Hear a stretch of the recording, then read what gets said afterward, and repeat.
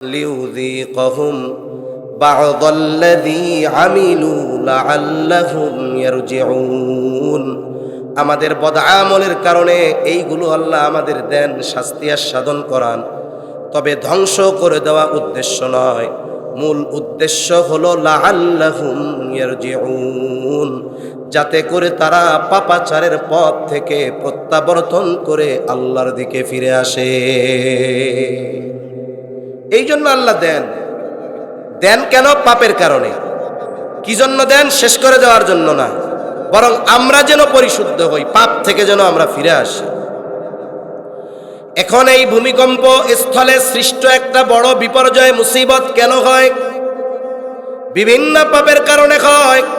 হাদিসের মধ্যে উল্লেখ আছে, অনেকগুলো হাদিসের মধ্যেই আছে, জমিনে যখন জুলুম বেড়ে যায়, অবিচার অনাচার বেড়ে যায়, ওজনে কম দেওয়া বেড়ে যায়, পাপাচার অশ্লীলতা বেহায়াপনা বেড়ে যায়, নাচ গান বাদ্যযন্ত্রের ব্যবহার বেড়ে যায়, মাদকতা মদ সেবন এগুলো বেড়ে যায়, তখন ভূমিধস ভূমিকম্প বাড়তে থাকে।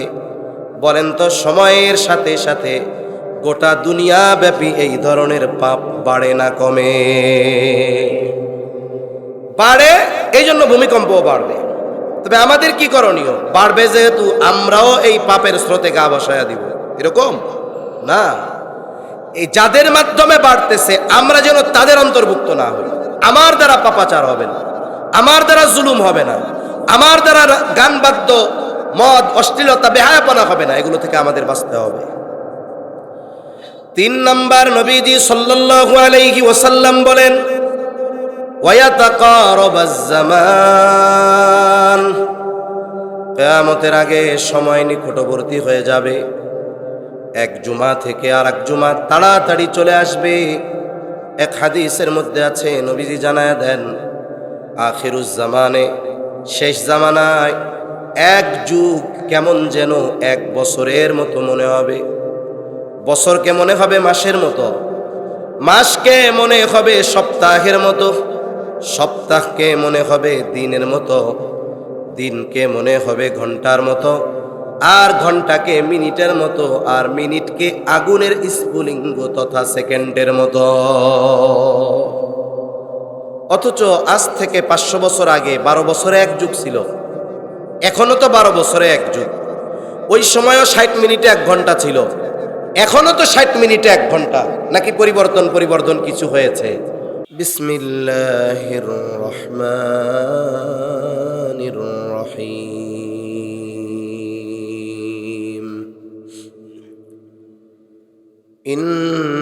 ইন্নাল্লাহা ইনদাহু ইলমুস সাআহ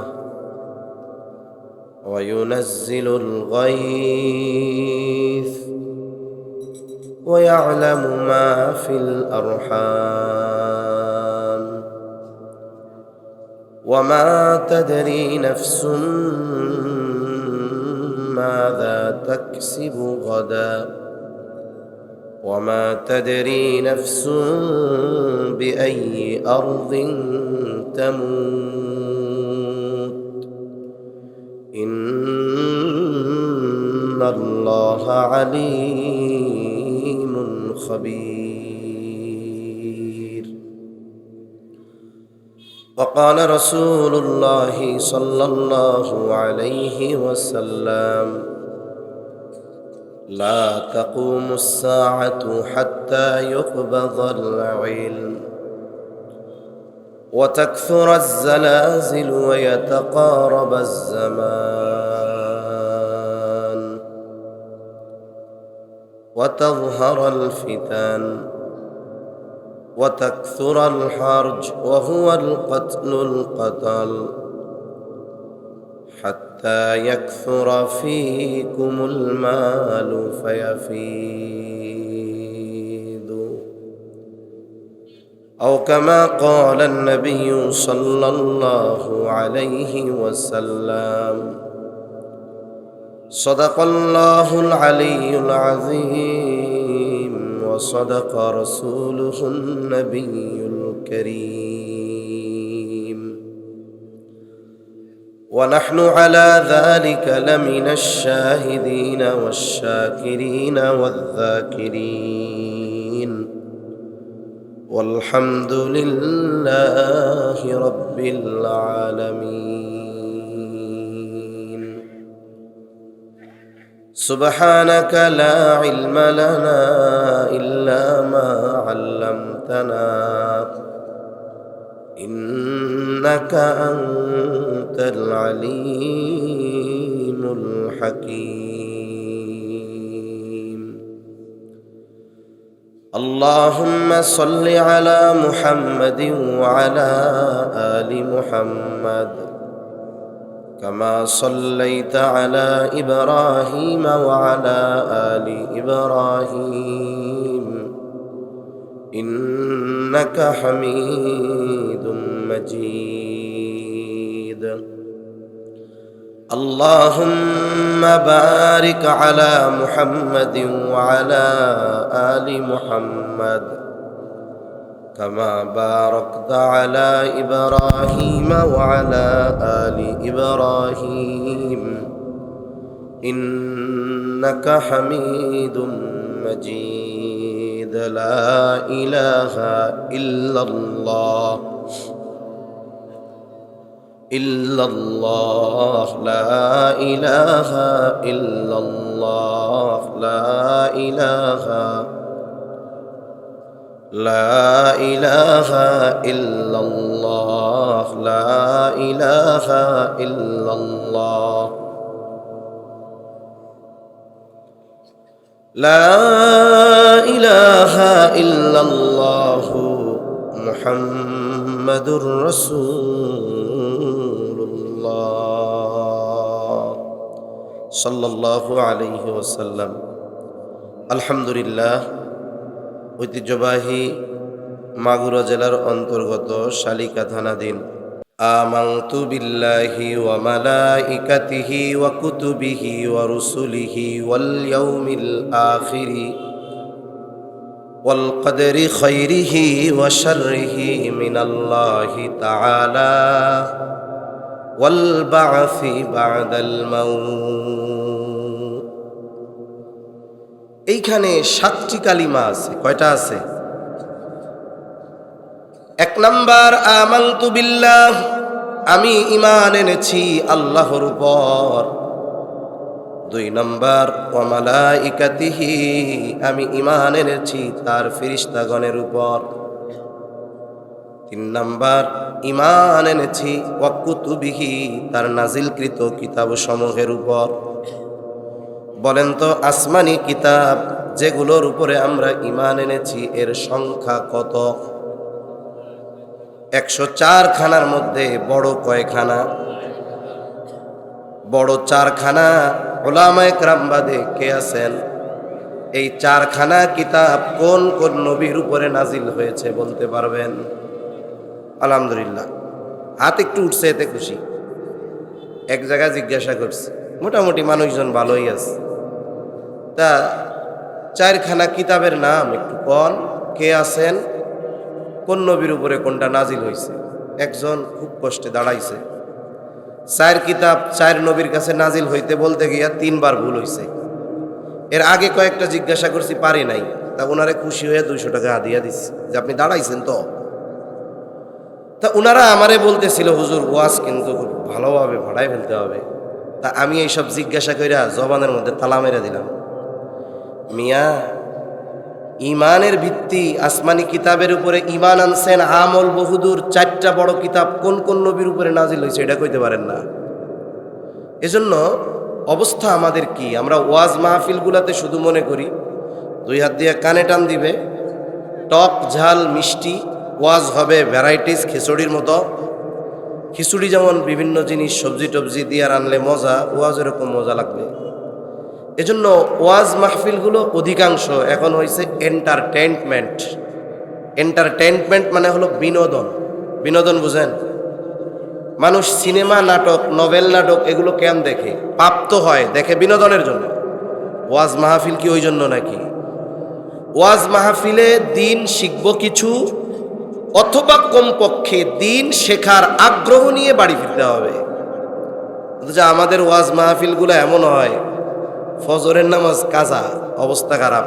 আমাদের নাসির শাহ হুজুর বলে না, প্রত্যেকটা জিনিসের একটা রিয়াকশন আছে। গভীর রাতের রিয়াকশন হলো ওই এলাকার ফজরের নামাজ ইমাম মুয়াজ্জিন সহ কাজা হবে। তা ওয়াজ মাহফিল ওনাদের জিজ্ঞাসা করছি, একজনও শুদ্ধভাবে পারে নাই। তাহলে ঈমান আনছি আমরা কিতাব সময়ের উপর। 5 নাম্বার ওয়াল ইয়াউমিল আখিরি, আমি ঈমান এনেছি আখিরাত অথবা পরকালের উপর। 6 নাম্বার ওয়াল কদরি খাইরিহি ওয়া শাররিহি মিনাল্লাহি তাআলা, আমি ঈমান এনেছি তাকদীরের ভালো মন্দ আল্লাহর তরফ থেকে হয় এই বিষয়ের উপর। 7 নাম্বার ওয়াল বা'সি বা'দাল মাউত, আমি ঈমান এনেছি মৃত্যুর পরে পুনরুজ্জীবিত হওয়ার উপর। এখন 7টা কেন হুজুর, আপনি তো 6টা কইছেন? আচ্ছা বলেন তো, মরার পরে আমরা যে আবার জীবিত হব এটা তো সত্য, কোনো সন্দেহ নাই। তবে এটা ইহকালে না পরকালে, দুনিয়ায় না আখেরাতে? তাইলে কোনো ব্যক্তি যদি আখেরাতের উপরে ঈমান আনে, তার মানে আখেরাত সম্পৃক্ত সব বিষয়ের উপরে ঈমান আনতে হবে। তাহলে ওয়াল বাসি বাদাল মাউত, এটা মূলত আখেরাতের উপরে ঈমান এনেছি এর একটা অংশ।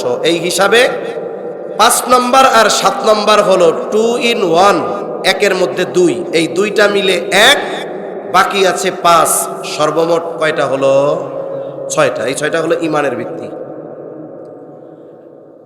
আখেরাতের উপরে আমরা ঈমান এনেছি। আখেরাত কখন শুরু হয়? আখেরাতের শুরুর সম্পৃক্ততা প্রত্যেকটা ব্যক্তির নিজস্ব সময়ের সাথে।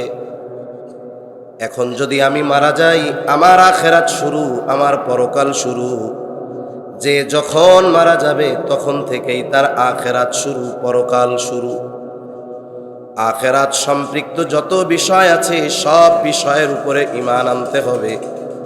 আর আখেরাতের সবচাইতে গুরুত্বপূর্ণ বিষয়গুলোর মধ্যে অন্যতম যেই বিষয়, সেটার নাম হলো কিয়ামত। কিয়ামত, কিয়ামত সংগঠিত হবে, এ ব্যাপারে কোনো সন্দেহ আছে? কিয়ামত যদি না হয়, আমাদেরকে যদি একত্রিত করা না হয়, বিচার আচার যদি না হয়, তাহলে মুমিনরা ঠকে যাবে, কিন্তু আল্লাহ মুমিনদের ঠকাবেন না। এখন কথা হলো, কিয়ামত তো হবে বুঝলাম, তবে কিয়ামত কখন সংগঠিত হবে? কিয়ামত কখন সংগঠিত হবে? দুনিয়ার কোন সৃষ্টির কাছে এই জ্ঞান নাই, এই ইলম নাই। কিয়ামত কখন সংগঠিত হবে এর সুনির্দিষ্ট সময় একমাত্র যিনি জানেন তিনি কে? আল্লাহই জানেন কিয়ামত কখন সংগঠিত হবে। হবে সুনিশ্চিত, কোনো সন্দেহ নাই। আমার আপনার নবীজিও জানেন না কিয়ামত কখন সংগঠিত হবে। ওহীর বাহক জিবরাইল আলাইহিস সালাম, তিনিও জানেন না কিয়ামত কখন সংগঠিত হবে। কেন জানেন না? কারণ জিবরাইল আলাইহিস সালাম আলিমুল গায়ব না, আমার আপনার নবীজিও আলিমুল গায়ব না। আমাদের দেশে কিছু ভাই আছে নবীজিকে অনেক মহব্বত করে। আফসোস, আমরা যদি বলি নবীজি আলিমুল গায়ব না, তারা আমাদেরকে নবীর দুশ্মন বলে গালি দেয়, ওহাবি বলে গালি দেয়, বিভিন্ন রকমের কথা বলে, কি বলে না? নাকি আপনাদের এদিকে বলে না কিছু? কত ধরনের টিটকারি করে, অথচ একাধিক প্রমাণ দেওয়া যাবে স্বয়ং নবীর নিজের জবানের কথা যে আমি আলিমুল গায়ব নই। প্রসিদ্ধ একটা হাদিস আছে, হাদিসটার এক নাম হলো হাদিসে জিবরিল, আর একটা নাম হলো উম্মুস সুন্নাহ। হাদিসে জিবরিল নাম কেন? জিবরাইল আলাইহিস সালাম মানবাকৃতিতে সাহাবায়ে কেরামের উপস্থিতিতে নবীজির কাছে আসছেন। উদ্দেশ্য সাহাবায়ে কেরামকে দ্বীনের মৌলিক বিষয়গুলো শিক্ষা দেওয়া। জিবরাইল আলাইহিস সালাম নবীজির কাছে আসছেন, একেবারে নবীজির হাঁটুর সাথে হাঁটু লাগায়া বসছেন, এক একটা করে প্রশ্ন করেছেন, নবীজি জবাব দিয়েছেন। সাথে সাথে জিবরাইল আলাইহিস সালাম এই জবাবগুলোর সত্যায়ন করেছে। এক নাম্বার প্রশ্ন করেছে, আখবিরনি আনিল ইসলাম, আপনি আমাকে ইসলামের ব্যাপারে খবর দেন, বলেন ইসলাম কি। ইসলামের যেই ভিত্তি পাঁচটি, নবীজি ইসলামের পরিচয় দিতে গিয়ে এই পাঁচটা ভিত্তির কথা উল্লেখ করেছেন। এরপরে নবীজিকে জিবরাইল আলাইহিস সালাম জিজ্ঞাসা করেন, আখবিরনি আনিল ঈমান, আমাকে ঈমানের ব্যাপারে খবর দেন, ঈমান কি জিনিস, ঈমানের ব্যাপারে খবর দেন। নবীজি ঈমানের যেই 6টা ভিত্তির কথা আমরা আলোচনা করলাম, এই 6টা কথা নবীজি বললেন। এরপরে নবীজিকে জিবরাইল আলাইহিস সালাম প্রশ্ন করলেন, আখবিরনি আনিল ইহসান, ইহসান কি, ইহসানের ব্যাপারে আমারে খবর দেন, আমারে বলেন। নবীজি জবাব দিলেন, আন তা'বুদাল্লাহা কাআন্নাকা তারাহ ফাইন লাম তাকুন তারাহু ফাইন্নাহু ইয়ারাকা। ইহসান হলো এমন ভাবে ইবাদত করা যে কেমন যেন তুমি আল্লাহকে দেখতেছো, দেখে দেখে ইবাদত করতেছো। আর যদি এমনটা না হয়, ফাইন লাম তাকুন তারাহু, যদি তুমি তারে দেখতে না পাও, ফাইন্নাহু ইয়ারাকা, নিশ্চয়ই আল্লাহ যে আমাকে, আপনাকে, আমাদেরকে দেখেন, এ ব্যাপারে কোনো সন্দেহ আছে নাকি? আল্লাহ তোমারে দেখতেছে, এইভাবে ইবাদত করা, এটা হলো ইহসান। এরপরে জিবরাইল আলাইহিস সালাম নবীজিকে প্রশ্ন করলেন, আখবিরনি আনিস সাআহ, আপনি আমারে খবর দেন, কোন কিয়ামত কখন সংঘটিত হবে। প্রশ্ন যিনি করতেছেন রূহুল আমিন, ওহির বাহক, জবাব দিবেন রহমাতুল লিল আলামিন, ওহির ধারক। নবীজি এই প্রশ্নের জবাবে বললেন, মাল মাসউলু আনহা বিআলামা মিনাস সাইল, এই ব্যাপারে যাকে প্রশ্ন করা হয়েছে তিনি প্রশ্নকারীর চাইতে বেশি জানেন না। তার মানে নবীজি বলতেছে, ভাই জিবরিল, তুমিও জানো না কোন সময় হবে, আমিও জানি না, তাহলে কিয়ামতের কিছু আলামতের কথা বলেন। নবীজি বলেছেন এই হাদিসের মধ্যে, আনতালিদাল আমাতু রাব্বাতাহা, কিয়ামতের অন্যতম একটি আলামত, দাসী তার মনিবকে প্রসব করবে। আমার আগে আপনাদের এলাকার কৃতি সন্তান, এই মাদ্রাসার সম্মানিত মুহাদ্দিস সাহেব মা বাবার খেদমতের আলোচনা করেছেন। দাসী তার মনিবকে প্রসব করবে, ব্যাখ্যা কি? মুহাদ্দিসিনে কেরাম কয়েকটা ব্যাখ্যা করেন, একটা শোনাই। ইউরোপ আমেরিকা পাশ্চাত্য কালচার যেটা, ওইখানে মায়ের সাথে ছেলে, ভাইয়ের সাথে বোন, মেয়ের সাথে বাবা জেনা ব্যভিচারে লিপ্ত হওয়াটা এটা খারাপ মনে করে না, স্বাভাবিক মনে করে। সন্তান মনে করে এর মাধ্যমে সে তার মায়ের চাহিদা পূরণ করেছে, বাবা মনে করে সে মেয়ের চাহিদা পূরণ করেছে, সন্তান মনে করে সে মার চাহিদা পূরণ করছে, ভাই মনে করে সে বোনের চাহিদা পূরণ করেছে। এত নিকৃষ্ট ঘৃণিত একটি কালচার ওই সভ্য নামের অসভ্য সমাজের মধ্যে, যেটাকে খারাপ মনে করা হয় না, কিন্তু মুসলিম সমাজে একজন নাফরমান পাপী মুসলমানও এই ধরনের কোনো বিষয় কখনো চিন্তাও করে না। সর্বোচ্চ ঘৃণা করবে এটা, চিন্তা আসলেও নিজের প্রতি নিজে 10 বার থুতু মারবে, সি এ কোনো চিন্তা হইল? এজন্য মুসলিম সমাজে এটা নাই ঠিক, কিন্তু মায়ের সাথে অসদাচরণ আছে না নাই? আছে। অনেক এমন আছে যে বাবা মারা গেছে 2 বছর বয়সে, মার বিবাহ করে নাই, মা সর্বস্ব ত্যাগ করে জীবন যৌবন সব কিছু বাদ দিয়ে সন্তানকে উচ্চ শিক্ষায় শিক্ষিত করেছে। মা সীমাখালীর এক কোনায় এক মাটির কুড়ে ঘরে, সন্তান ঢাকা শহর 5 তলা বাড়ির মালিক। আফসোস, যেই মা সন্তানের জন্য সব ত্যাগ করলো, ওই মায়ের সন্তানের বাড়ির 5 তলার পাঁচতলা বাড়ির গাছতলায়ও জায়গা হয় না। অনেক ফ্যামিলি এমন আছে যেই বেলা মা কাজ করে ওই বেলা খাবার দেয়, কাজ না করলে খাবার দেয় না। একটু বৃদ্ধ বেশি হইছে, একাধিক ভাই এইবার পরামর্শ কইরা চিন্তা করবে যে মা আমার কাছে থাকুক, ও বলবে আমার কাছে থাকুক না। ভাইরা মাসওয়ারা কইরা পরামর্শ কইরা ঘরে পড়া বৃদ্ধ মাকে বস্তায় বইরা গাড়িতে নিয়ে সদস্য মোবাইল দূরে ফেলায় দিস। এমনও ঘটনা আমাদের দেশে অনেক ঘটছে। এগুলো কিয়ামতের আগে বাড়বে, কিন্তু খবরদার, বাড়বে বাড়ুক, তবে আমাদের দ্বারা যেন এই ধরনের অপরাধ না হয়। আল্লাহ হেফাজত করেন বলি আমিন। তাহলে হাদিসটার অংশ বলার মূল উদ্দেশ্য হলো কিয়ামত কখন সংগঠিত হবে নবীজিও জানেন না, জিবরাইল আলাইহিস সালাতু ওয়াস সালামও জানেন না কিয়ামত কখন সংগঠিত হবে। আমি আপনাদের খেদমতে কিয়ামত আলামত সম্পৃক্ত একটা হাদিস আপনাদের খেদমতে পাঠ করেছি। নবীজি সাল্লাল্লাহু আলাইহি ওয়াসাল্লাম এই হাদিসের মধ্যে 6টা বিষয়ের কথা উল্লেখ করেছেন। নবীজি বলেছেন এই 6টি বিষয় যতক্ষণ না সংগঠিত হবে ততক্ষণ কিয়ামত সংগঠিত হবে না। কয়টা বিষয়? জোরে কোন কয়টা? 6টা। তাহলে কয়টা বিষয়ের কথা নবী বলছেন সংগঠিত না হওয়া পর্যন্ত কিয়ামত হবে না? কয়টা বিষয়? 6টা। 1 নাম্বার, قال رسول الله صلى الله عليه وسلم لا تقوم الساعة حتى يقبض العلم। নবীজি সাল্লাল্লাহু আলাইহি ওয়াসাল্লাম বলেন ততক্ষণ পর্যন্ত কিয়ামত সংগঠিত হবে না যতক্ষণ না ইলম উঠিয়ে না নেওয়া হবে। তার মানে কিয়ামতের আগে ইলম উঠিয়ে নেওয়া হবে।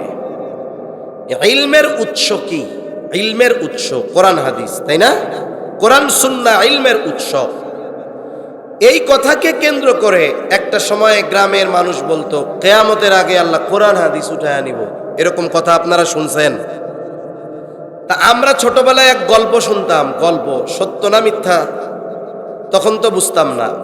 গল্প বলতো যে কিয়ামতের আগে আল্লাহ কোরআন হাদিস উঠায় নিবে। তা চিন্তা করতাম পৃথিবীব্যাপী এত কোরআন এত হাদিস, এগুলো আল্লাহ উঠায় নিবে কেমনে? তো ওনারা আর একটা গল্প বলতো। গল্প কি গল্প? বলে একদিন ফজরের নামাজে ইমাম ইমামতের জন্য দাঁড়াবে, তাকবীরে তাহরিমা আল্লাহু আকবার বলে নামাজ শুরু করবে, সানা পাঠ করবে, আউযু বিল্লাহ বিসমিল্লাহ পড়বে। বলেন তো ইমাম সাহেব সানা বাঁধার পর, সানা পড়ার পর, আউযু বিসমিল্লাহ পড়ার পর যেই সূরা পড়ে সেই সূরার নাম কি? ইমাম সাহেব জেহেরি কেরাত ফজরের নামাজে জোরে তিলাওয়াত করবে, কিন্তু কি ব্যাপার ইমাম সাহেব ঠায় দাঁড়ায় আছে, কিছু কয় না। যখন কোনো ইমাম সাহেব পড়া ভুলে যায় অথবা তার নামাজে কোনো ভুল হয়, পেছন থেকে মুসল্লিরা সতর্ক করে দেয়। মুসল্লিরাও মুখ দিয়া সূরা ফাতিহা উচ্চারণ করতে পারবে না। ইমামও দাঁড়ানো, মুসল্লিও দাঁড়ানো। গল্প, ইমাম সাহেব এবার নামাজ ছেড়ে দিয়ে মসজিদের তাক থেকে কোরআনুল কারীমটা হাতে নিবে সূরা ফাতিহার উপরে একটু নজর বুলানোর জন্য। সূরা ফাতিহা দেখার জন্য কোরআন হাতে নিয়ে খুলবে। হায় হায়, সে দেখবে কোরআনের পাতাগুলো আছে, তবে কোরআনে কোনো লেখা নাই, সাদা হয়ে গেছে। তা কয় যে এক রাত্রে এইভাবে সারা পৃথিবীর কোরআন হাদিসের এই লেখাগুলো আল্লাহ উঠায় নিয়ে যাবে, এইভাবে ইলম আল্লাহ উঠায় নিবে। এটা আগের বলতো আর কি। আসলে আল্লাহ তাআলা ইলম এইভাবে উঠাবেন না, তাহলে ইলম আল্লাহ কিভাবে উঠায় নিবেন? নবীজি সাল্লাল্লাহু আলাইহি ওয়াসাল্লাম বলেন ইন্নাল্লাহা লা ইয়াকবিদুল ইলমা ইনতিজাআন ইয়ানতাজিউহু মিনাল ইবাদ। আর এক বর্ণনায় আসছে ইয়ানতাজিউহু মিনান নাস। আল্লাহ তাআলা তার বান্দার অন্তর থেকে একত্রে ইলম আল্লাহ উঠায় নেবেন না। এমনটা হবে না হাফিজ সাহেব ঘুমিয়ে আছে, সকালবেলায় সে সুস্থ কিন্তু কোরআনের সব ভুলে গেছে, এমনটা হবে না। তাহলে আল্লাহ ইলম কেমনে উঠায় নিবে?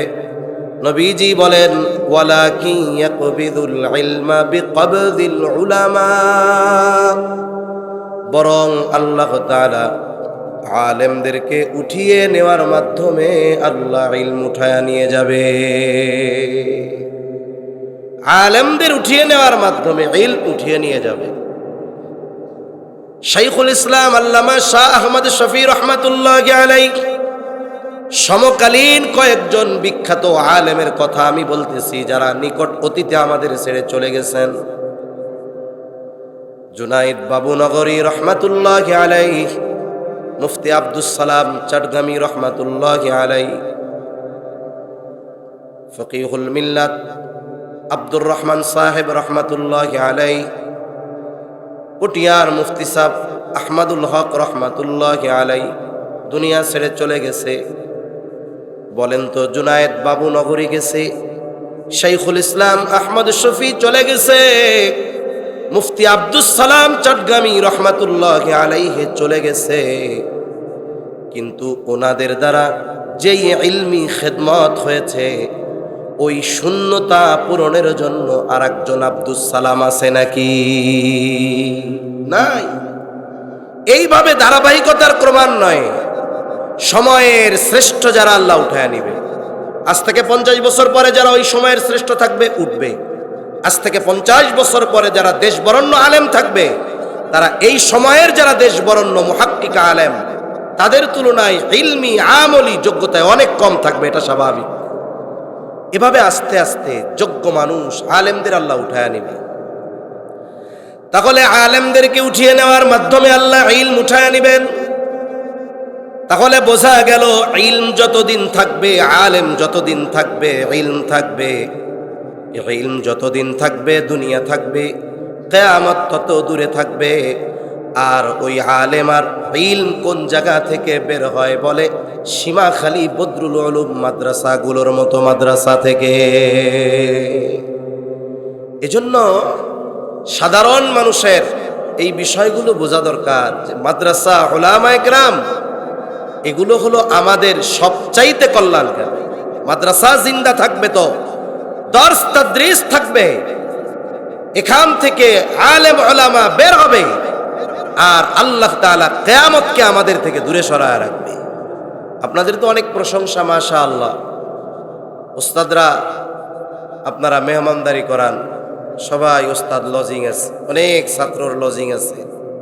অনেক জায়গা তো সুযোগ থাকার পরেও এটারে ঝামেলা মনে করে, কিন্তু দক্ষিণবঙ্গে আলহামদুলিল্লাহ আরো কিছু অঞ্চল আছে, এখনো ঘরে একটা মাদ্রাসার ছাত্র থাকাটা, এটা ওই ঘরের মানুষ রহমত আর বরকতের কারণ মনে করে, ঠিক কিনা বলেন? এজন্য আমরা তালিবুল ইলম এদের প্রতি আন্তরিক হব, মাদ্রাসাগুলোর প্রতি আন্তরিক হব, উলামায়ে কেরামের ব্যাপারে আন্তরিক হব, কোন ইনশাআল্লাহ। তাহলে 1 নাম্বার, কিয়ামত ততক্ষণ সংগঠিত হবে না যতক্ষণ না ইলম উঠিয়ে না নেওয়া হবে। 2 নাম্বার, নবীজি সাল্লাল্লাহু আলাইহি ওয়াসাল্লাম বলেন, ওয়া তাকসুরুজ জালাজিলু, কিয়ামতের আগে জালজালা, ভূমিকম্প বেড়ে যাবে। ভূতাত্ত্বিক যারা, তারা বলেন পৃথিবীতে প্রতিনিয়ত ভূমিকম্প হয়, তবে ভূমিকম্পের মাত্রা কম হওয়ার কারণে মানুষ অনুধাবন করতে পারে না। কিন্তু জলবায়ুর পরিবর্তন, এই সমস্ত কারণে সম্প্রতি সময়ে ভূমিকম্পের মাত্রা বাড়তেছে। আগে দেখা যাইতো 20, 40, 50 বছর পর একটা ভূমিকম্প হইত।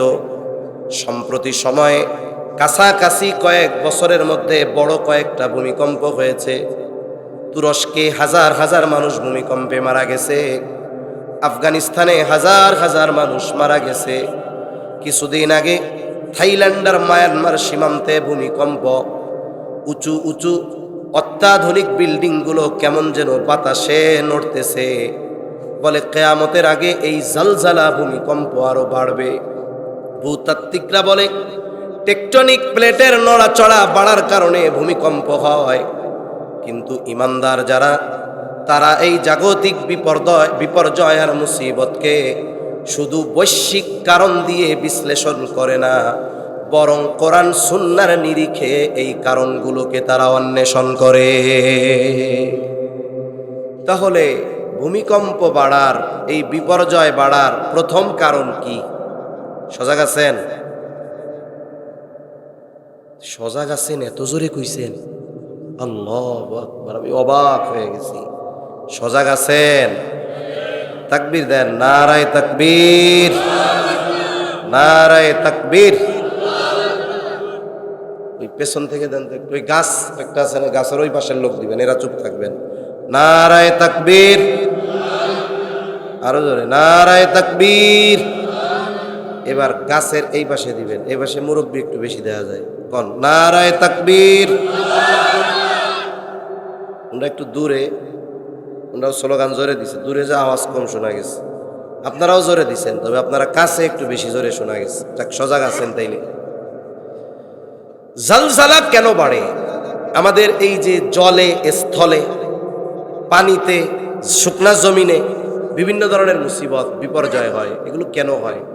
আল্লাহ তাআলা কোন যাহারাল ফাসাদু ফিল বাররি ওয়াল বাহরি বিমা কাসাবাত আইদিন নাস।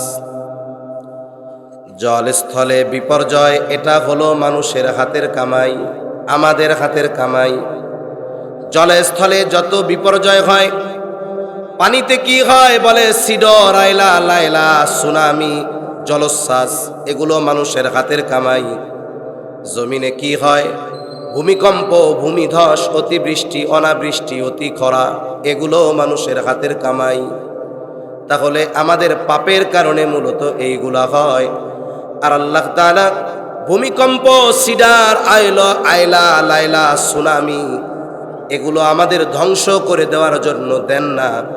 তবে কেন দেন? আল্লাহ তাআলা বলেন লিউযীকাহুম বা'দাল্লাযী আমিলু লাআল্লাহুম ইয়ারজিউন। আমাদের বদআমলের কারণে এইগুলো আল্লাহ আমাদের দেন, শাস্তি আস্বাদন করান।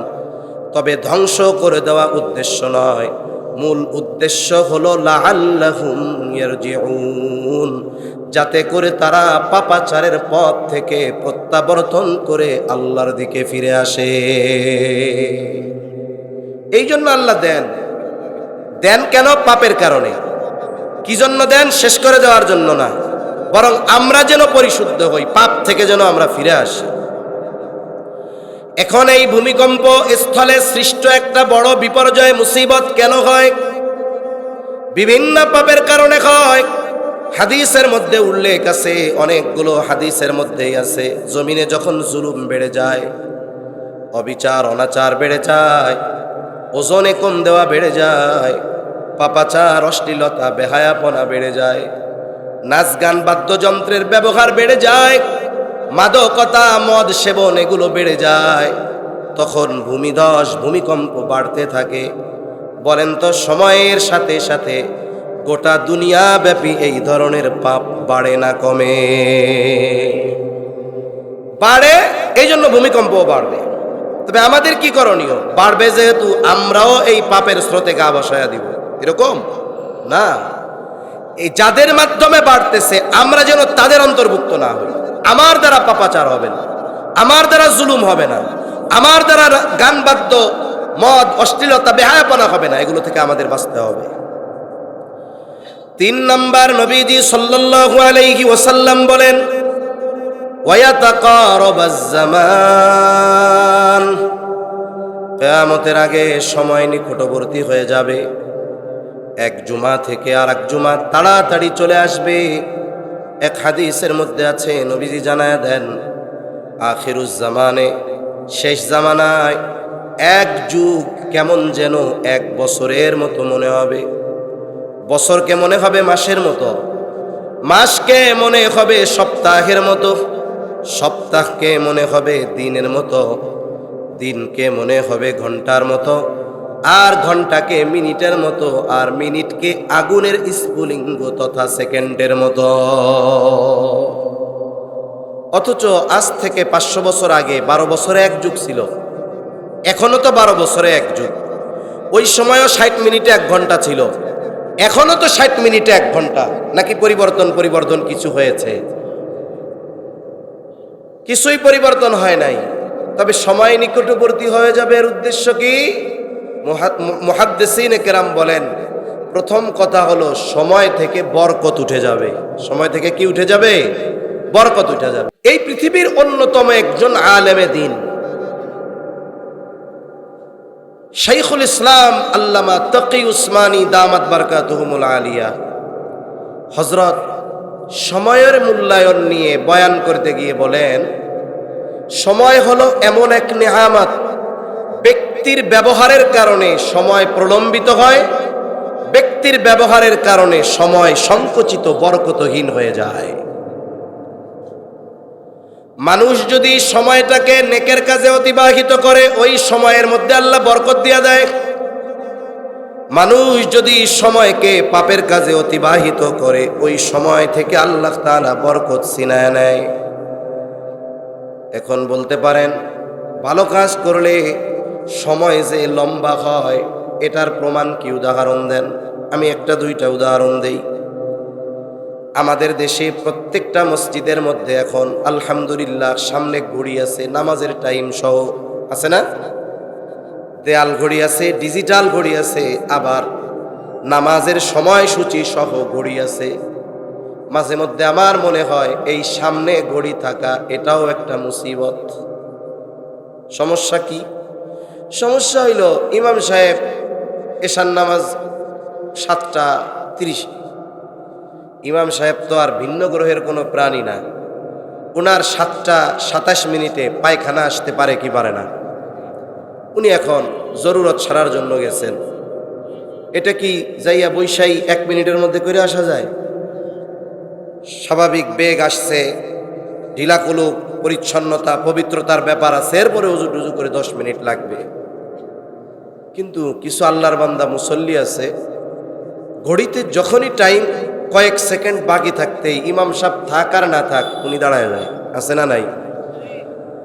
আমাদের দেশে জুমার দিন দেখবেন, জুমার সুন্নাত পড়ুক আর না পড়ুক, সানি খুতবায় ইমাম যখন বলে ফাদকুরুনি, বোঝে যে দাঁড়ানোর টাইম হয়ে গেছে। তাকফুরুন পর্যন্ত পৌঁছাইতে দেয় না, মুসল্লি অর্ধেক খাড়া হয়ে যায়। অথচ নিয়মটা কি? খুতবা শেষ করবে, ইমাম দাঁড়াবে, দাঁড়াতে বলবে, এরপর দাঁড়াবে। কিন্তু কি করে? আগে দাঁড়ায় যায়। যারা হারমাইন মক্কা মদিনায় গেছেন, সব মসজিদগুলাই এক সিস্টেম। ওয়াক্ত কখন এটার সময় আছে, কিন্তু নামাজে দাঁড়াবে কখন এটা ইমামের ইচ্ছাধীন। এই জন্য মাঝে মধ্যে কি হয়, আজান হইছে 5 মিনিট পরে ফজরের নামাজে দাঁড়ায় গেছে। আজান হইছে এই দিন আর 5 মিনিট না, 15 মিনিট পরে নামাজে দাঁড়াচ্ছে। তারপরেও মানুষের একটা বিবেক চিন্তা তো আছে, কিন্তু জামাতে দাঁড়ানোর সুনির্দিষ্ট সময় এটা ইমামের হাতে। আমাদের মুসল্লিদের সমস্যা এই, ইমাম দাঁড়ানোর আগে ঘড়ির টাইম দেখে পট করে দাঁড়ায় যাবে। উল্টা ইমাম সাহেব যদি বৈশাও থাকেন, নামাজেও থাকেন, কারোর সাথে যদি জরুরি কোনো কথা থাকে, ওঠেন ওঠেন ওঠেন, সময় হয়ে গেছে, ওঠেন ওঠেন ওঠেন। এটা বলা বেয়াদবি, সোজা হিসাব। এটা বলা আদবের খেলাফ। কি জোরে বলেন? আদবের খেলাফ। ইমাম নাই, সময় পার হয়ে গেছে 5 মিনিট, আপনার অতি ব্যস্ততা, আপনি একা একা পড়া চলে যান। আপনি দাঁড়াবেন কেন? ইমাম সাহেব আসবে, দাঁড়াবে, 5টা মিনিট ওয়েট করেন।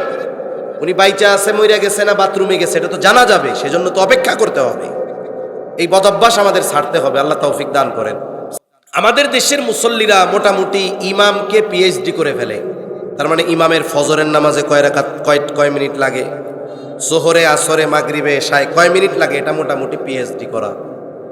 তা ওনাদের হিসাব, সামনে ঘড়ি আছে, ইমাম সাহেব ফজরের নামাজ 9 থেকে 10 মিনিটে শেষ করে। ইমাম সাহেব তাকবীরে তাহরিমা বলার পর থেকে নিয়ে 5:20 নামাজে দাঁড়ালে 5:24 প্রথম রুকুতে যায়, প্রথম রাকাতের রুকুতে যায়। এখন ইমাম নামাজে দাঁড়াইছে 5:20, কেরাত শুরু করছে, সূরা ফাতিহা, এরপরের সূরা উনি তো আর বুঝতেছে না, শুনতেছে খালি। এখন 24 বেজে গেছে, ইমাম সাহেবের রুকুতে যাওয়ার কোনো ভাবসাব নাই, বেজে গেছে 25। চিন্তা করে, আল্লাহ 1 মিনিট পার হয়ে গেল। আছে না নাই? 25 পার হয়ে 26। এইবার ইমামের ইক্তেদা বাদ দিয়ে ওই কাশিওয়ালা ইমামের ইক্তেদা করে আরো 10 জন। ইমাম সাহেব চিন্তা করছে যে অন্যান্য জুমাবার সূরা দাহর অর্ধেক তিলাওয়াত করি, 2 রাকাতে একটা সূরা পড়ি সূরা দাহর, আজকে 1 রাকাতে পুরা সূরা পড়ব। তা মুসল্লিদের যে হালত, শেষ পর্যন্ত পৌঁছানোর তৌফিক আর হবে না। আল্লাহু আকবার। এখন ইমাম সাহেব নামাজ শেষ করতে তার 2 মিনিট বা 3 মিনিট বেশি লাগছে। কয় মিনিট? জোরে বলেন, কয় মিনিট? আচ্ছা, এই 3 মিনিট আপনি আমি ছিলাম কোথায়? কোনো গুনার আসরে? ইমানের পরে সবচাইতে গুরুত্বপূর্ণ ইবাদতের মধ্যে ছিলাম, যেখানে বান্দার সাথে আল্লাহর সাথে কথোপকথন চলে, সরাসরি কানেকশন। আমি তারে দেখতেছি অথবা তিনি আমারে দেখতেছে, ওই কাজ চলতেছে তখন। অথচ আল্লাহ আমাকে দেখতেছে। ইমাম সাহেব এই সুযোগটা 10 মিনিটের জায়গায় যখন 13 মিনিট লাগায়, ওই 3 মিনিট বেশি লাগে, এটা আমার আর সহ্য হয় না। তার মানে কি? যেটা ভালো কাজ ওটা লম্বা সময় করতে আমাদের কষ্ট হয়। কেন? ভালো কাজে যুক্ত হলে সময়ের মধ্যে বরকত হয়। দেখবেন 4 দোকানে বসে টেলিভিশন দেখতেছে, 3 ঘন্টা পার হয়ে গেছে, কোমরও ব্যথায় না, মাজাও ব্যথায় না। উঠলে সিট হারায়া যাবে এই ভয়ে প্রস্রাব চাপায় রাখে, মাগার ওঠে না। কিন্তু কোরআন শরীফ পড়তে দেন, 2 পৃষ্ঠা পড়ার পরে মাজা ব্যথা, কোমর ব্যথা, গলা ব্যথা, খুক খুক কাশি, পানির তৃষ্ণা, প্রস্রাব, পায়খানা সব চাপ দেয় একসাথে। মনে হয় এই 2 পৃষ্ঠার 10 মিনিট সে 10 ঘন্টা বসে আছে। কেন? বলে ভালো কাজের মধ্যে আছে তো, সময়টা অনেক লম্বা মনে হয়। ওই লোকই নামাজ শেষ করে 3 মিনিট দেরি সহ্য হয় নাই, 3 ঘন্টা 4 দোকানে বসে আড্ডা দেয়, আছে না নাই? তাহলে সময় যদি ভালো কাজে ব্যয় করা হয়, সময়ের মধ্যে বরকত হয়। সময় যদি মন্দ কাজ অহেতুক কাজে ব্যয় হয়, সময় চলে যায়, বরকত শূন্য হয়ে যায়। এজন্য আমরা আমাদের সময়গুলোকে ভালো কাজে অতিবাহিত করব। আল্লাহর দেওয়া যত নেয়ামত আমাদের জন্য আছে, এই দুনিয়ায় আল্লাহ প্রদত্ত অন্যতম দামি নেয়ামত গুলার মধ্যে অন্যতম দামি নেয়ামত হলো সময়। সময়ের কত দাম এইটা বুঝতে পারবে মরার পরে সে, যে সময়ের মূল্যায়ন করে নাই, সময়গুলোকে হেলায় খেলায় কাটায় দিছে, আড্ডাবাজি করে কাটিয়েছে, নামাজ কালামের ধার ধারে নাই। ওই লোকটা যখন মারা যাবে, মারা যাওয়ার পর মৃত ব্যক্তি কথা বলে। নবীজি বলেছেন, তবে আমরা মৃত ব্যক্তির কথা শুনতে পাই না। যদি দুনিয়ার মানুষ মৃত ব্যক্তির কথা শুনতে পাইতো, তাইলে ভয়ে দাফন কাফন বাদ দিয়া দিত। এখন ও যে কথা বলে, দুনিয়ার কেউ না শুনলেও শুনে কে? আরো জোরে বলেন, কে? যারা এই দুনিয়ায় সময়কে নষ্ট করেছে, পাপাচার অহেতুক কাজে সময় ব্যয় করেছে, ওই লোকগুলো মারা যাওয়ার পরে আল্লাহর কাছে ফরিয়াদ করে, দোয়া করে, কামনা করে। কি বলে? ফায়াকুলা রব্বি লাউলা আখরতানি ইলা আজালিন করিব। ও রব, আমাকে যদি কিছু সময়ের জন্য অবকাশ দেওয়া হতো, আবার একটু দুনিয়ায় যাওয়ার সুযোগ দেওয়া হতো। ও মালিক, আপনি আমার যে সম্পদ দিয়েছিলেন, এই সম্পদ থেকে আমি সাদকা করতাম, দান করতাম। ওয়া আকুম মিনাস সলিহিন। আগের বার তো নেক কাজ করতে পারি নাই, এইবার যদি একটু যাওয়ার সুযোগ দেন ও রব, এত বেশি আমি নেক আমল করব যে আমি সৎকর্মশীলদের অন্তর্ভুক্ত হয়ে যাব। ওয়া আকুম মিনাস সলিহিন। সে যত আবেগ দরদ নিয়ে বলুক না কেন, রব আমারে একটু দুনিয়ায় যাবার সুযোগ দেন, আমি দান সদকা করব, আমি নেককার হয়ে যাব। যতই আবেগ দিয়ে বলুক না কেন, একটা মুহূর্তের জন্য পুনরায় তাকে দুনিয়ায় আসার সুযোগ দেওয়া হবে নাকি? হবে? ওই যেই জিনিসটার জন্য সে আল্লাহর কাছে ফরিয়াদ করবে, ওই সময় এখন আমার আপনার কাছে আছে না নাই? তাহলে কেন চায়ের দোকানে, কেন আপনি লুডুর আড্ডায়, কেন যুবক ভাই ফেসবুকের মধ্যে, কেন আপনি অহেতুক মজলিসে, কেন খেলার মাঠে সময় নষ্ট করতেছেন? এই সময়গুলোর জন্য মরার পরে আফসোস করবে, দাম বুঝবে, কিন্তু তখন করার কিছু থাকবে না। এজন্য আমরা সময়ের মূল্যায়ন করব, কোন ইনশাআল্লাহ।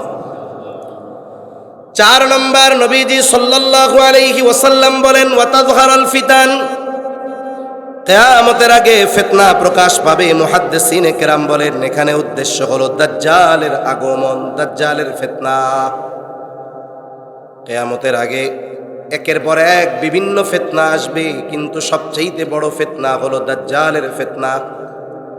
এই উম্মতের জন্য সবচেয়ে বড় ফিতনা দাজ্জালের ফিতনা। নবীজি উম্মতের প্রতি বড় রহম দিল, উম্মত যেন এই ফিতনায় পতিত না হয়। নবীজি এই জন্য পেরেশান আমল শিখায় দিয়েছেন। নবীজি জানায় দেন, যে ব্যক্তি জুমার দিন সূরা কাহাফের তিলাওয়াত করবে, কমপক্ষে প্রথম 10 আয়াত তিলাওয়াত করবে, আল্লাহ রব্বুল আলামিন দাজ্জালের ফিতনা থেকে তাকে হেফাজত করবে। কোন সূরা? সূরা কাহাফ, একটু বড় সূরা। আপনি পুরা সূরা পারেন না, কমপক্ষে 10 আয়াত পড়েন। 10 আয়াতও পারেন না, যদি মাদ্রাসার মুহতামিম সাহেব হুজুরে আইসা বলেন জুমার দিন হুজুর আমলটা তো করা দরকার, পড়তেও পারি না, এক কাজ করেন একজন ছাত্রের দিয়া অথবা ইমাম সাহেবরে দিয়া জুমার পরে 10টা আয়াত আমাকে যেন পড়া শোনায়। 1 মিনিট বা 1.5 মিনিট লাগবে। ইমাম সাহেব বলবে যে না না আমরা খুব ব্যস্ত, আপনি নিজে পড়া নেন গে, এমন বলবে? বরং আরো খুশি হবে যে আমার এলাকার মুসল্লিরা, মুসলমানেরা সূরা কাহাফের আমলের ব্যাপারে কত গুরুত্ব আরোপ করতেছে। নিজে পড়তে না পারলে ইমাম সাহেবরে বলেন, উনি তিলাওয়াত করুক জোরে জোরে, শুনেন। 2, 4, 10, 15, 20 সপ্তাহ পর দেখা যাবে আপনি শুনতে শুনতে ওই 10 আয়াতের হাফেজ হয়ে গেছেন। হতে পারে কি পারে না? পারে, ব্যাপার না। এই আমলটা ধারাবাহিক করার ব্যাপারে আমাদের বুজুর্গানে দ্বীন গুরুত্ব দিয়ে বলেন, সূরা কাহাফ এমন এক আমল যেটা দাজ্জালের মতো মহা ফিতনা থেকে উম্মতকে আল্লাহর রহমতে হেফাজত করতে পারে। তবে দাজ্জাল হঠাৎ করে চলে আসবে না। দাজ্জাল আগমনের আগে এই উম্মতের পর একের পর এক ফিতনা আসবে। সাধারণ মানুষ যারা, সত্য মিথ্যা নির্ণয় করা কঠিন হয়ে যাবে, কোনটা হক কোনটা বাতিল পার্থক্য করা কঠিন হয়ে যাবে। অনেক সাধারণ মুসলমান ফিতনার সমুদ্রে হাবুডুবু খাবে। বুজুর্গানে দ্বীন বলেন, কোন আল্লাহর বান্দা যদি এই সূরা কাহাফের আমল ধারাবাহিকতা বজায় রাখে, আশা করা যায় যে আমল তাকে দাজ্জালের ফিতনা থেকে হেফাজত করবে। আশা করা যায় আল্লাহর রহমতে দাজ্জাল আগমনের আগে যত ধরনের ফিতনা এই পৃথিবীতে আসবে, সূরা কাহাফের আমলের বদৌলতে আল্লাহ তাআলা তাকে হেফাজত করবে। আমরা আজকে থেকে এই আমলটা আমাদের জন্য জরুরি বানায় নিব। কেমন জরুরি? বেঁচে থাকার জন্য শ্বাস প্রশ্বাস যেমন জরুরি, সূরা কাহাফের আমলটাও আমরা ওই রকম জরুরি বানাবো ইনশাআল্লাহ। আল্লাহ তৌফিক দান করেন।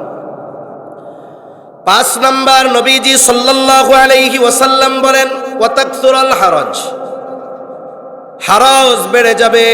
সাহাবায়ে কেরাম জিজ্ঞাসা করলেন, ইয়া রাসূলুল্লাহ, হত্যাকাণ্ড বাড়বে, আমরা তো প্রতি বছর হাজার হাজার মুশরিকদেরকে যুদ্ধের ময়দানে হত্যা করি, এটা কি হারজ? নবীজি হারজের পরিচয় দিতে গিয়ে বলেন ওয়াহুয়াল কতলুল কতল, এটা হলো পারস্পরিক হত্যাকাণ্ড। তার মানে কাফেরদের দ্বারা মুসলমানরা হত্যাকাণ্ডের শিকার হবে এমন নয়, বরং মুসলমানেরা মুসলমানদের দ্বারা হত্যাকাণ্ডের শিকার হবে এমন ঘটনা বেড়ে যাবে। এই পৃথিবীতে দৈনিক যদি কাফেরদের হাতে, আমরা বলি না গোটা পৃথিবীতে মুসলমান আমরা মাজলুম, হ্যাঁ মাজলুম, যদি এই পৃথিবীতে দৈনিক কাফেরদের হাতে 100 মুসলমান মারা যায়, মনে করেন 100, কয়শো?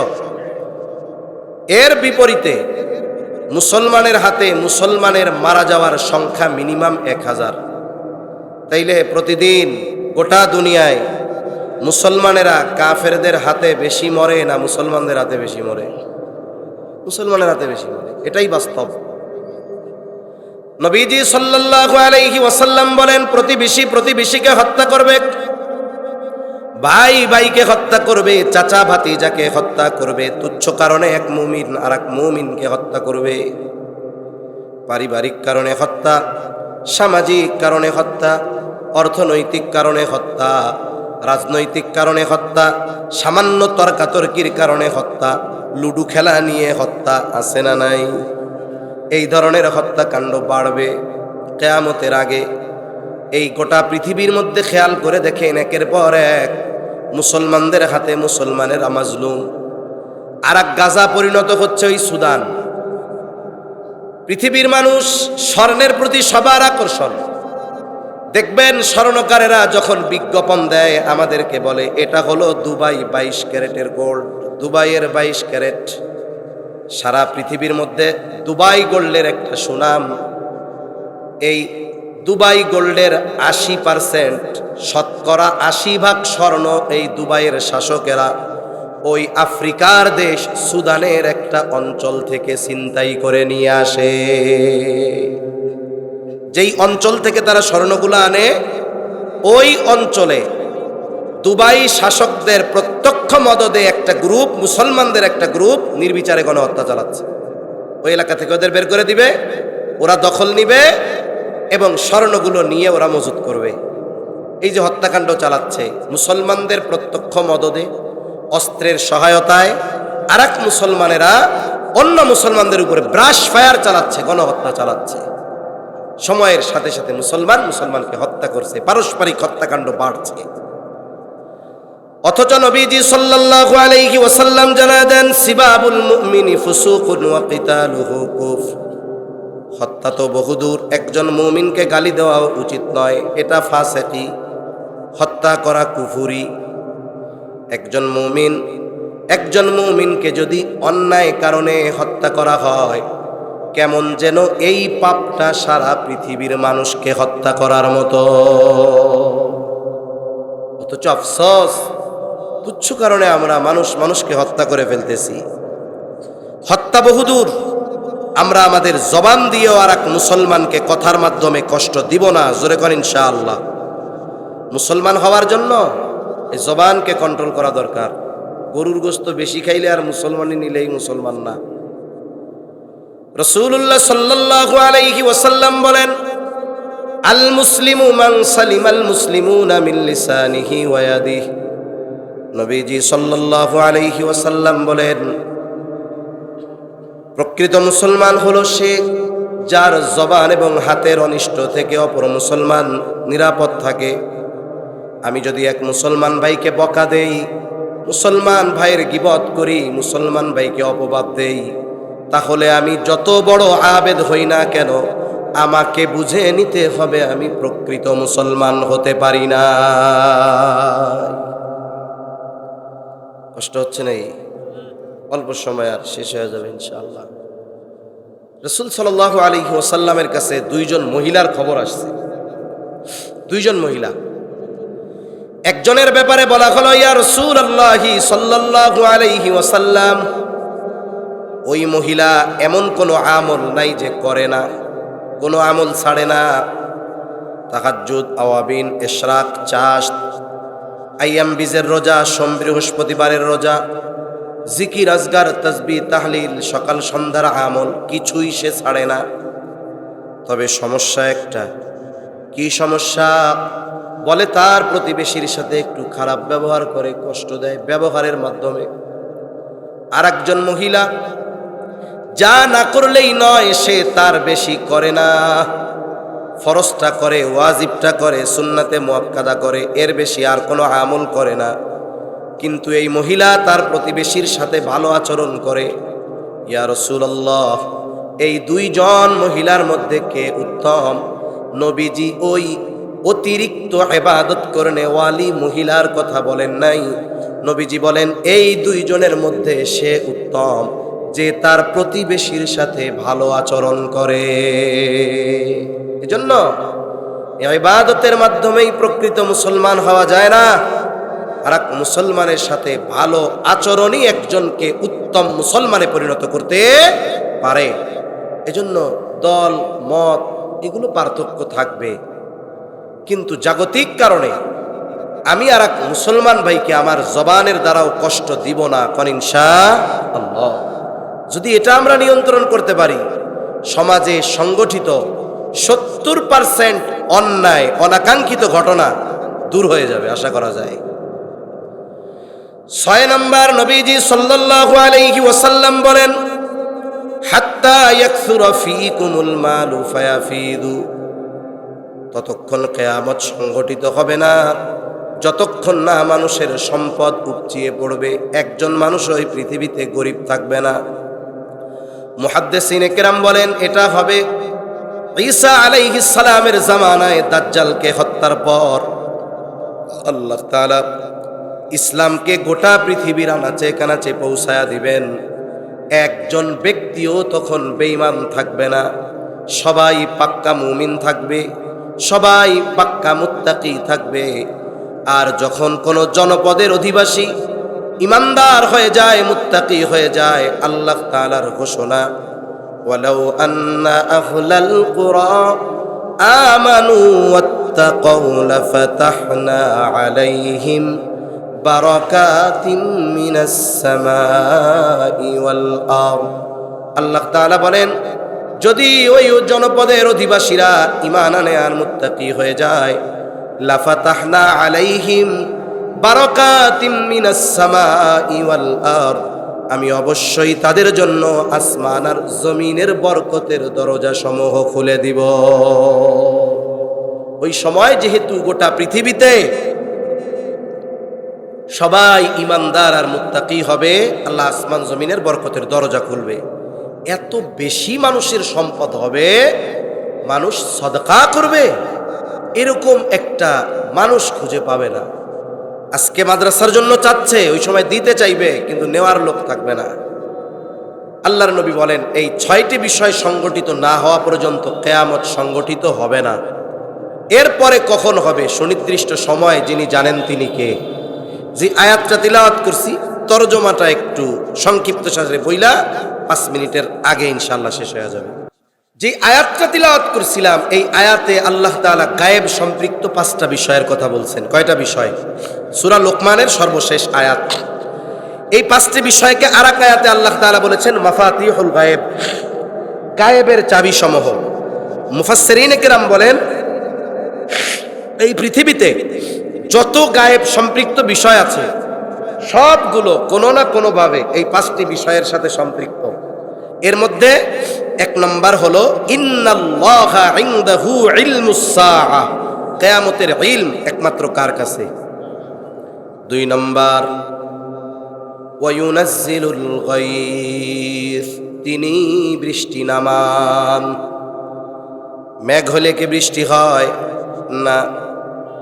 অনেক সময় দেখা যায় দুপুরবেলা 12টা প্রচণ্ড রোদ, হঠাৎ করে 5 মিনিটের মধ্যে গোটা আকাশ অন্ধকার মেঘে ছেয়ে গেছে, মনে হচ্ছে যেন রাত 12টা।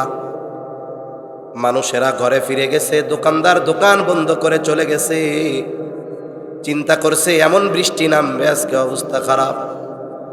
বাড়িতে যাইয়া ঘরে ঢোকার আগে দেখে মেঘ সব শেষ, সূর্যের আলো আবার ফুটে উঠছে।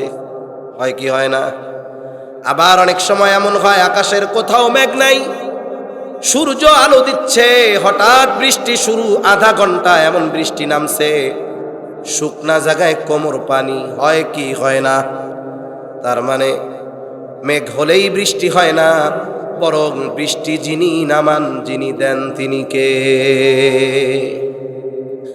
3 নাম্বার আল্লাহ তাআলা বলেন ওয়া ইয়ালামু মা ফিল আরহাম, মায়ের গর্ভে ছেলে না মেয়ে কেউ জানে না, যিনি জানেন তিনি কে। একজন কইব, হুজুর কি কইলেন এই কথা? আমার নাতি জন্ম হওয়ার 2 মাস আগে জানছে এটা পোলা হবে। কি কন? জানছেন? ভালো কথা। কোন সময়? যখন আল্লাহ মায়ের পেটে আকৃতি দিছে ছেলে অথবা মেয়ের, তখন জানছেন, ঠিক না? বলেন তো, এর আগে আপনার নাতি মায়ের পেটে ওই রকম ছেলে ছিল নাকি? কি ছিল? তুচ্ছ একটা শুক্রকীট। 1 ফোঁটা স্পার্মের মধ্যে কোটি কোটি শুক্রাণু থাকে। তার মানে আল্লাহ যদি চায় 1 ফোঁটা বীর্য থেকে কোটি কোটি মানুষ আল্লাহ সৃষ্টি করতে পারে, কোটি প্রাণ আল্লাহর মধ্যে দিতে পারে। এক ফোঁটরে কোটি ভাগ করলে ওই কোটি ভাগের একটা ভাগ চোখ দিয়া দেখা যাবে? ও তো মাইক্রোস্কোপ দিয়েও দেখা যাবে না। আল্লাহ তাআলা ওই পরিমাণ একটা শুক্র কীট মায়ের রেহেমে পৌঁছায় দিচ্ছে।